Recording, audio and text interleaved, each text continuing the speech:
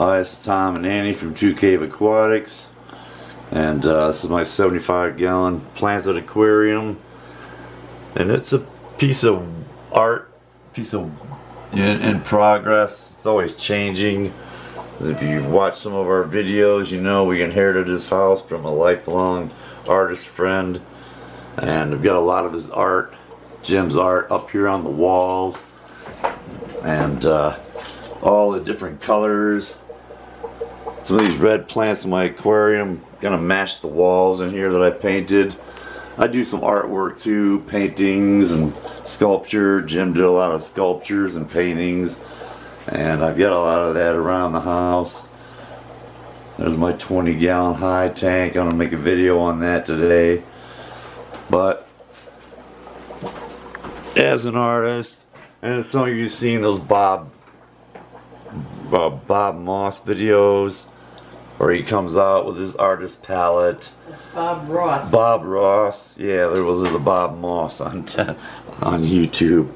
But Bob Ross, yeah, his videos where he takes out his artist palette and all his different colors of oil paint, and his brushes, and he'll mix some of the colors together and take his brush, and we'll put a happy little bush over here and a happy little tree over here, maybe a mountain top, and a little splash of red, and get some blues and yellows and golds, all these different wonderful colors from the shrimp and the snails and the fish. And even my black devil spike snails are gonna hang up here like icicles in the morning. But over time, those plants grow up. Some of these red plants are getting deeper red. My glow light tetras, they pop in here. So this is kind of like an artist canvas.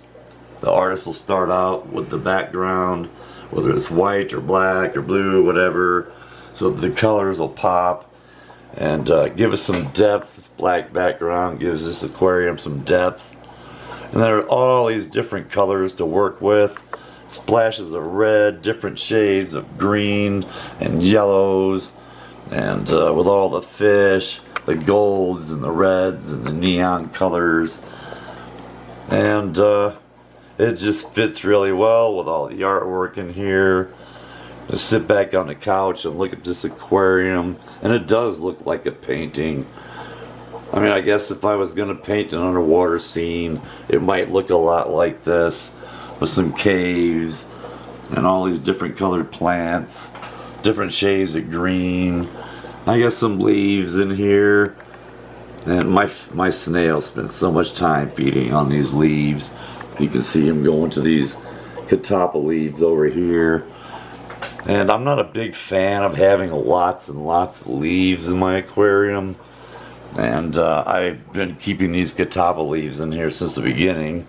But there's also an Indian almond leaf powder for those people that don't want all those leaves in their aquariums. This is an Indian almond leaf powder that you can use.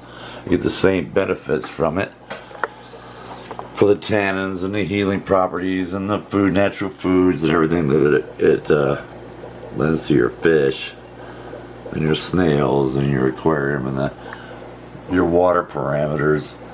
But yeah, this is a piece of art now, you know, in our home, and I see it that way, and with all these different colors, vibrant colors that pop in here.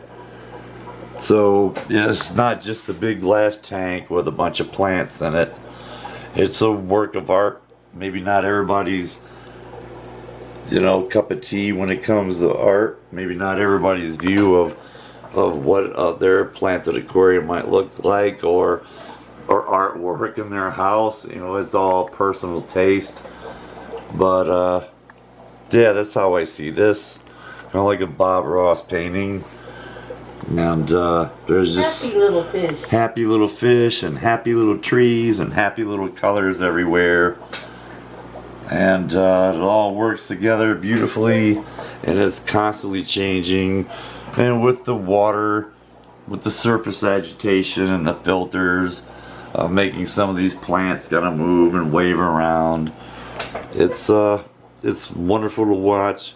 It's serene, it's calming, and a lot of times when we're watching TV or watching news or movies, it's kind of hard to concentrate what's going on with this tank sitting over here because of all the beautiful colors and all the movement, the motion, everything working together in harmony.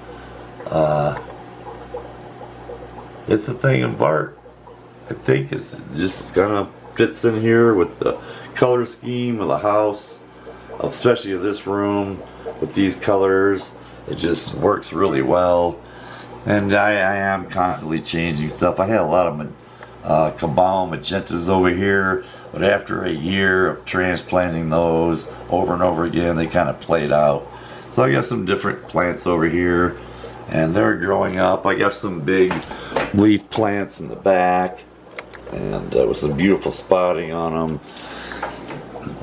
And I don't always trim the plants like a lot of other people do, keeping these plants trimmed real low. I like the way they kind of come up from the bottom and just go in different directions. And I see my snail up here, one of my black double spike snails up here on top of this cave eating some algae. And yeah, it's a work of art, and it's art in progress, and it's constantly changing and constantly in motion. And yeah, it's a beautiful thing to watch all this flowing motion in here, all these vibrant colors, even the different colors of my snails. So it takes some planning, and you gotta sit back and look at your tank and make that determination. I don't like to have every color bunched up together. I've got some green over here broken up by some red. I got some green and red here mixed in together. I've finally got some red over here on the side of this tank. I'm going to be replanting this whole side here soon. I got some jungle red Valsinaria coming in. And yeah, it's artwork. And I get a lot of wonderful comments on my tanks, especially this one. And people say it's beautiful. Father Fish stopped by and said it was outstanding and fabulous. And you know, it's just get that good feeling inside that my artistic talent is at work here and at full display. And I'm going to be doing a lot of actual paintings and stuff here soon. And it's just fun. It's a lot of fun, and it's beautiful to look at. And you can do the same thing in your tank. It's not that complicated. It's not rocket science. But just have a little planning and think about what you want it in the end, how you want it to look in the end. And if you see something you don't like, it's okay to change. I mean, this is a deep substrate planted aquarium, and yeah, I have to be really careful about taking some of these plants out here, uprooting them. So I'm going to be making a video here about how I deal with some of this Valsinaria plants that'll start over here, and they'll send out runners almost at equal lengths and pop up over here, pop up over here, pop up over here. And I don't want that sometimes, and I'm going to take some of these out. So I'm going to make another video here soon how I deal with that and how I take up some of these plants and plant something different. So hope everybody has a great day, and thanks to all of our subscribers and viewers. Take time to like and subscribe to this video. And I see a lot of you other people out here with aquariums. You know, I subscribe to literally hundreds and hundreds of aquarius keepers, fish keepers, planted aquariums, stuff like that. And a lot of them just have such beautiful tanks, something to aspire to. You see something in somebody's aquarium that you really like, you might want to ask them. Maybe subscribe and ask them some questions about how they accomplished that, and how they are successful at getting some of these red plants and stuff to grow. And these are beginner friendly plants, most all of them. And I don't have to put extra effort in to get these reds and stuff out of them.